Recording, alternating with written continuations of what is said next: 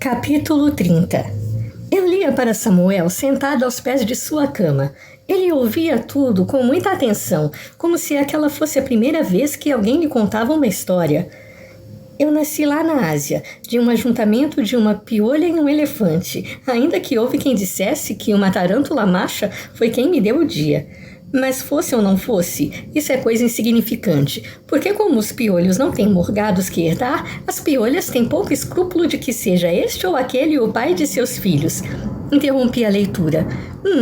Acho que podemos pular esta parte. Durante o jantar, eu me encarregara de distrair Teresa e os pais de Lucas, inventando um doente que carecia de uma visita imediata. Por sorte, nenhum deles percebera que algo mais estava acontecendo, mesmo com a movimentação frenética e pouco sutil dos empregados ao redor da casa. Depois, tínhamos ido para a sala, e ao ver o novo penteado de Samuel, o Sr. Guimarães desatara a contar histórias sobre os piolhos, o que me fez lembrar de um livro que me fizera dar boas risadas, O Piolho Viajante, de Antônio Manuel Policarpo da Silva. Por sorte, havia um exemplar na biblioteca. Samuel não sabia o que tinha acontecido pouco mais cedo, e eu queria que continuasse assim. Eu tentava ao máximo esconder o frenesi que me sacudia por dentro.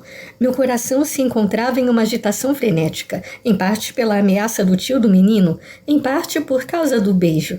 O Lucas me beijara com mais paixão, as mãos percorrendo minha silhueta, me apertando de uma maneira que beirava o desespero. O que significara para ele? O que aquele beijo significaria para nós? Como um piolho pode ser filho de um elefante? A voz de Samuel penetrou meus ouvidos. Creio que tenhamos que continuar a ler para descobrir. Eu pouco aprendia, porque o meu pai nunca queria assistir à lição, dizendo que, quando o mestre estava com o discípulo, nem mesmo o pai tinha poder no filho. O mestre aproveitava-se do tempo e, em vez de ensinar a mim, ensinava a minha mãe, que era só com quem falava. E havia lição que nem só uma palavra me dizia, do que pouco se me dava, porque entretinha o tempo em que me balouçar nos cabelos, divertimento de que sempre gostei muito. Meu pai foi percebendo que eu era uma besta e que não aprendia nada. Eu me interrompi outra vez ao ouvir Samuel gemer baixinho. O que foi? Nada. Virou o rosto para a janela. Me diga, Samuel, pensei que confiasse em mim. Como ele balançou a cabeça, eu insisti. Sou sua amiga. Você é? Voltou o rosto para mim. Bem, eu gostaria de ser. Ergui os ombros. Ele olhou para as mãozinhas, que agora brincavam com a ponta do lençol, respirou fundo e disse: É que eu sou que nem o piolho, Elisa. Também sou uma besta e não aprendo. No ano passado eu fui para a escola, lá na vila, mas a professora desistiu de me ensinar, porque eu sou muito burro para aprender. Disse que eu sou um caso perdido. Fechei o livro, furiosa com a tal professora, e acariciei sua cabeça careca. Ninguém neste mundo é um caso perdido. Está me ouvindo? Muito menos você. Quem não tinha capacidade de ensinar era ela. Estou certa disso. Inclinei-me e deixei o livro na mesinha de cabeceira. Acho que podemos continuar com a leitura amanhã. Agora quero que você me conte uma história sobre as coisas que gosta de fazer. O menino se pôs a contar suas coisas favoritas. Caçar minhocas, brincar na lama, capturar vagalumes. Eu deixo os vagalumes ir embora depois. Ele se sentou, empolgado.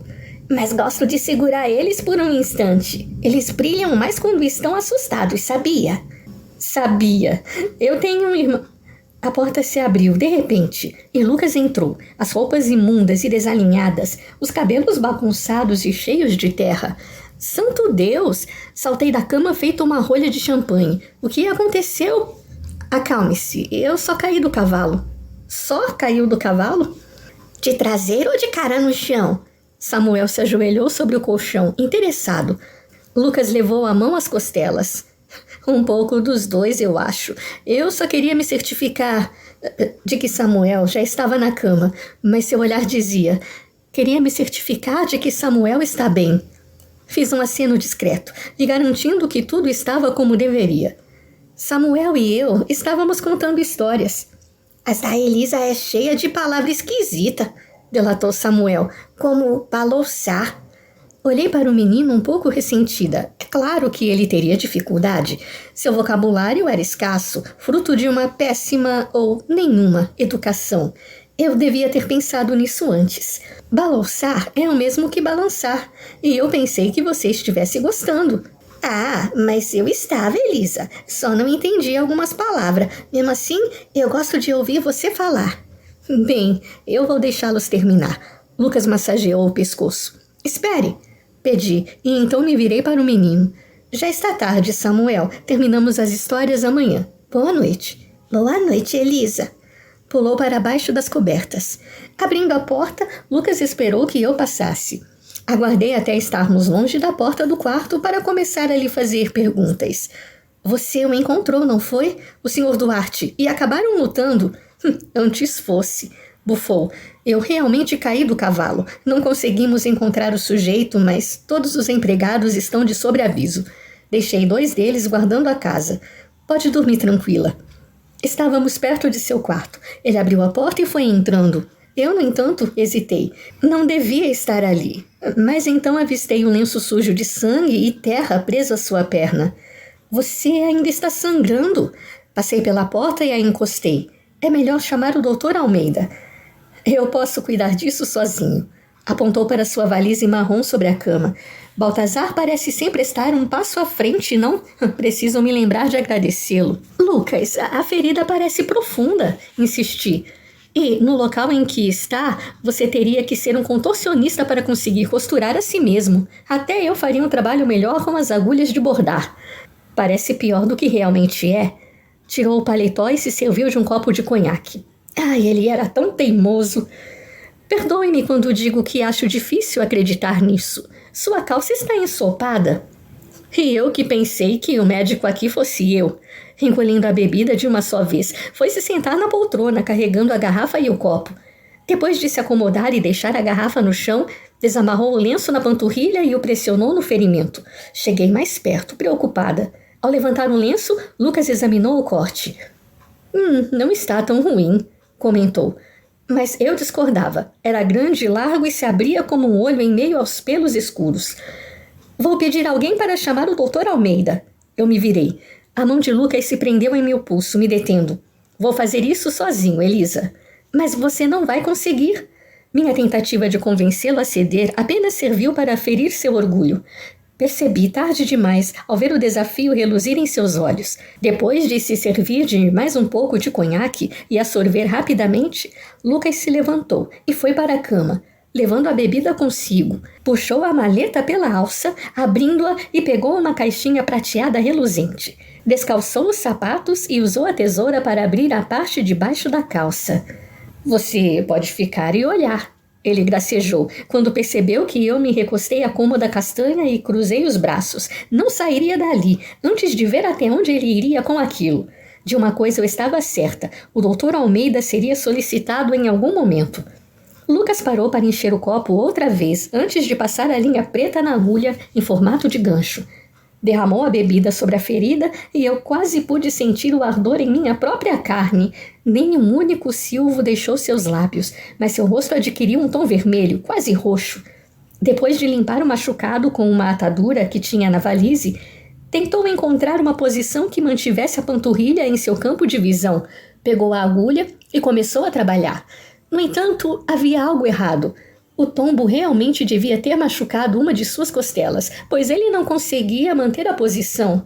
Diabos! Ele se aprumou bufando. Agora posso mandar chamar o Dr. Almeida? Perguntei impaciente. Não, resmungou de cara amarrada. Não vou incomodá-lo por causa de um corte à toa.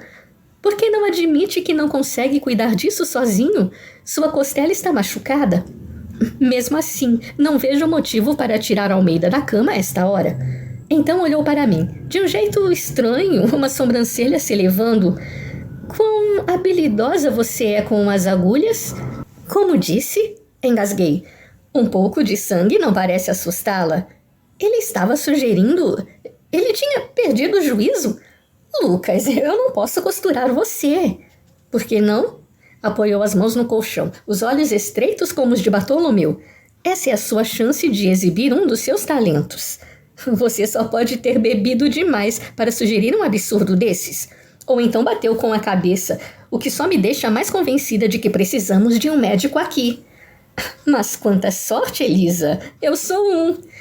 Aquele meio sorriso repleto de troça fez minha mão pinicar com o desejo de esbofeteá-lo. Eu vou guiá-la, murmurou. Percebe o absurdo que está sugerindo? Eu poderia acabar arrancando sua perna sem querer, se tentasse suturá-lo. Nunca estive na escola de medicina, e você precisa de alguém que tenha passado por ela. Ele não ouviu a última parte do que eu disse, ou preferiu ignorar. Para arrancar minha perna, gracejou, você iria precisar de um bom serrote, e sorte a minha.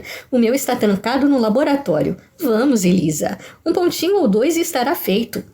Não, está bem, ele grunhiu, desabando de costas no chão.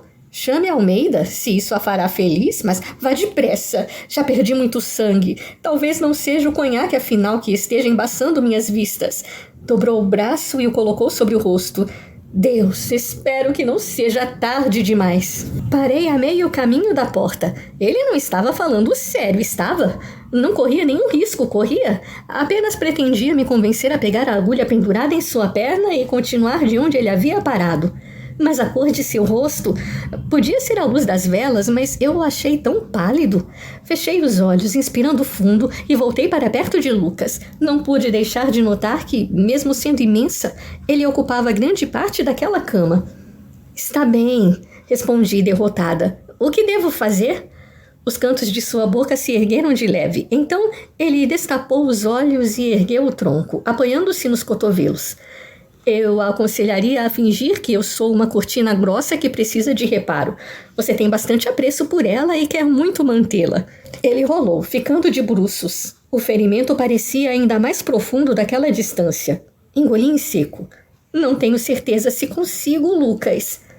Não tenho qualquer dúvida de que consegue. Faça pontos firmes, mas não muito apertados. Deixe um espaço de mais ou menos meio centímetro entre um e outro. Eu me sentei na beiradinha do colchão. Mas vai doer. Se a consola, está doendo bastante agora. Inspirei fundo e levei os dedos trêmulos à agulha. Apoiei a mão livre em sua panturrilha musculosa.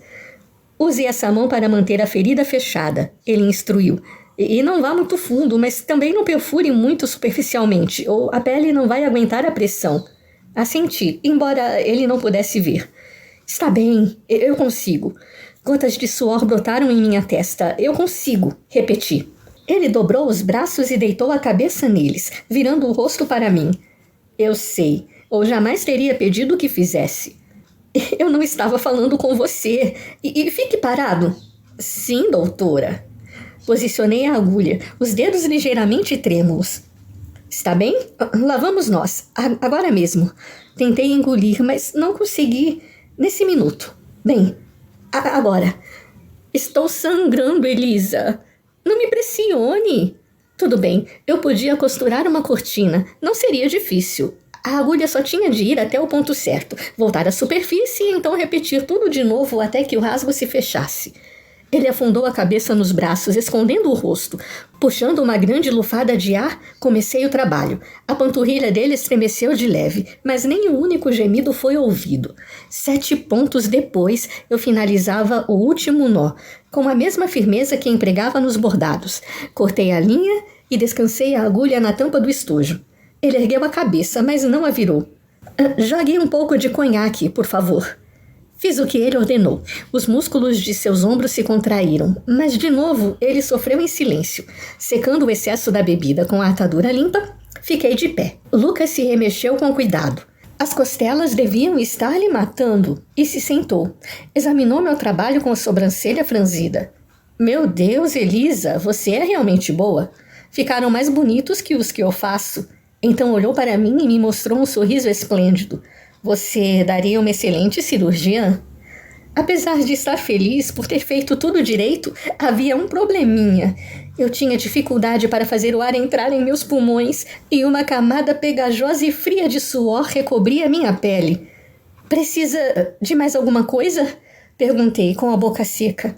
Não, obrigado. Você foi perfeita. Falou. Um toque de deslumbramento e orgulho fez algo dentro de mim se impertigar, contente. Apenas anuí com a cabeça e comecei a andar.